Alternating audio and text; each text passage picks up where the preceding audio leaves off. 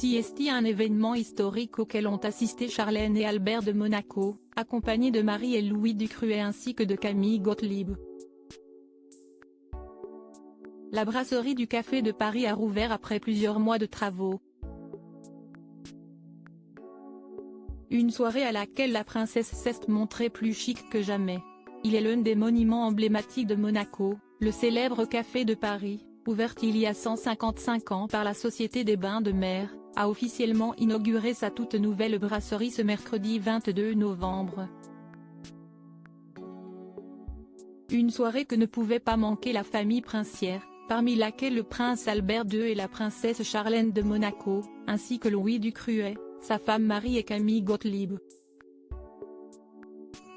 Albert et Charlène de Monaco, habillés pour l'occasion d'un pantalon gris ample, d'une paire d'escarpins et d'un mini sac à main Louis Vuitton ainsi que d'un manteau ceinturé de la maison Burberry, avaient pour mission de dévoiler la plaque officielle de l'inauguration sur laquelle était gravé: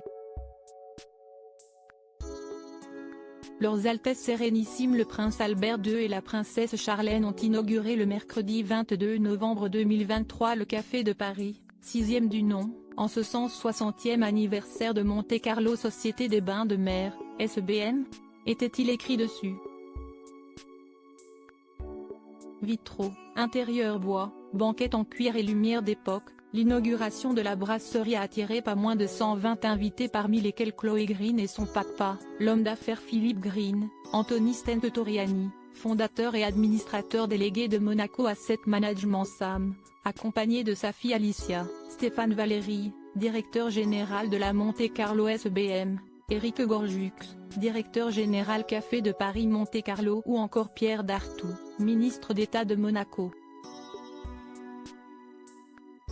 Un nouveau visage du café salué par la famille princière aussi. Elle a été inaugurée officiellement que ce 22 novembre, la brasserie du Café de Paris est en réalité ouverte au public depuis le 14 novembre dernier. Ce ne sont pas moins de 19 mois de travaux, chiffrés à 70 millions d'euros comme l'a indiqué Stéphane Valéry à Radio Monaco, qu'a connu l'établissement. Et si le montant est considérable, CST parce que les petits plats ont été mis dans les grands pour offrir le meilleur à la clientèle. Pour cette rénovation, la Société des Bains de Mer a fait appel à David Collins Studio, spécialisé dans le design d'intérieur, d'architecture et de produits pour de grands hôtels et résidences reconnus à l'échelle internationale. Le designer avait d'ailleurs fait une promesse lorsqu'il s'était vu confier cette mission, celle de faire du Café de Paris un restaurant spectaculaire sur 2 étages, avec un bar incroyable et une cave à vin en exposition, où des banquettes en cuir luxueuses reposent sur des mosaïques scintillantes et du bois riche.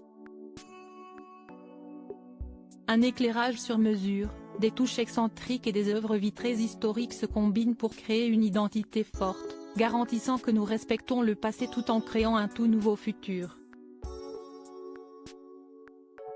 Intemporel et non démodé. Une mission réussie puisque le café ne désemplit pas depuis la réouverture.